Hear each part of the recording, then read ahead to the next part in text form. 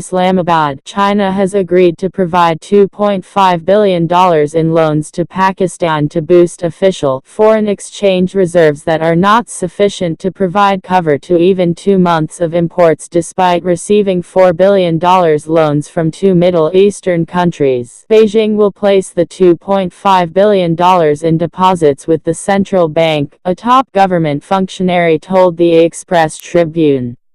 With the anticipated $2.5 billion deposits, China's contribution in this fiscal year alone would surge to $4.5 billion. In July, China had also deposited $2 billion with the State Bank of Pakistan. In the past 5 years, China has emerged as Pakistan's single largest savior in times of economic crisis. The money is coming as part of the government's strategy to secure breathing space, till the time its macroeconomic stabilization measures take effect. After coming into power, Prime Minister Imran Khan had visited China, Saudi Arabia and the United Arab Emirates to arrange emergency loans, to avoid a looming default. Resultantly, Pakistan has secured $14.5 billion worth of commitments from these 3 countries that have helped largely bridge the external financing gap of the ongoing fiscal year. Before coming into power, Khan was critical of taking loans to run the country, but due to extremely low level of foreign currency reserves and financing requirements standing above $25 billion, the premier had to fly to Beijing and other capitals to seek loans. Saudi Arabia has agreed to provide a $6 billion financial assistance package, which included $3 billion in short-term loans at an interest rate of 3.18%.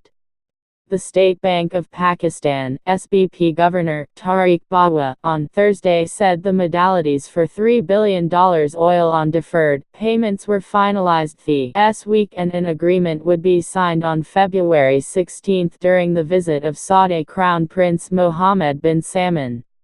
Riyadh has already disbursed $3 billion.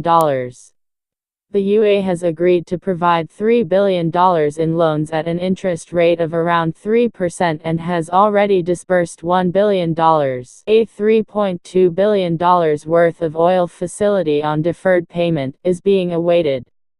Pakistan has arranged these deposits for a term of 1 to 3 years, but these are likely to be rolled over, in case Islamabad faces difficulties to return them, said the sources in the finance ministry. But despite $4 billion inflows from Riyadh and UAE during past 2 months, the gross official foreign currency reserves stayed at only $8.12 billion as of December 25, according to the SBP governor.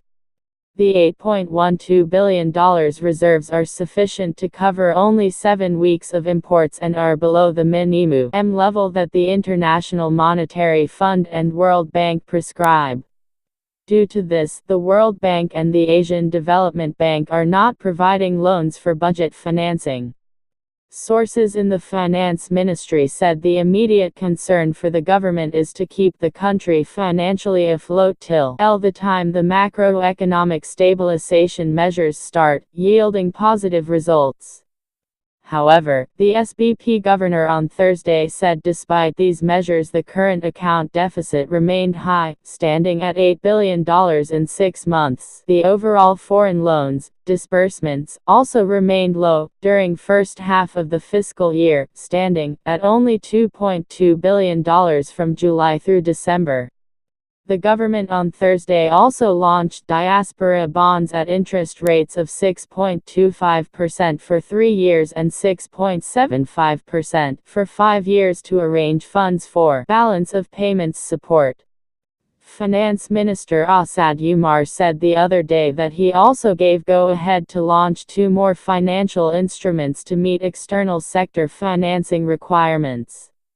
One instrument, likely to be Sukuk bond, could be launched before June, according to the Finance Ministry officials. The sources said the government is planning launching foreign currency Sukuk to tap the Islamic markets.